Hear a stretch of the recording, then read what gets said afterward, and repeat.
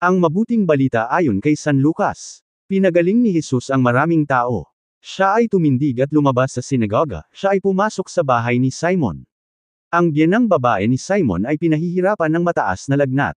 Hiniling nila kay Jesus na pagalingin siya. Tumayo si Jesus sa tabi niya at sinaway ang lagnat at ito ay nawala. Kapag daka, siya ay bumangon at pinaglingkuran sila. Nang papalubog na ang araw, dinala nila kay Jesus ang mga taong may iba't ibang karamdaman.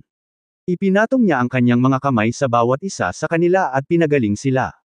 Lumabas din ang mga demonyo sa marami sa kanila. Ang mga demonyo ay sumisigaw at nagsasabi, "Ikaw ang Mesiyas, ang anak ng Diyos." Sila ay sinaway niya at hindi pinagsalita dahil alam nila na siya ang Mesiyas. Kinaumagahan, siya ay umalis at pumunta sa ilang na dako. Hinanap siya ng mga tao at lumapit sila sa kanya. Nang sila ay makalapit sa kanya, pinigilan nila siyang umalis. Ngunit sinabi niya sa kanila, "Kinakailangang ipangaral ko rin sa ibang mga lungsod ang ebanghelyo, patungkol sa paghahari ng Diyos. Ito ang dahilan kung bakit ako isinugo." Siya ay nangaral sa mga sinagoga sa Galilea.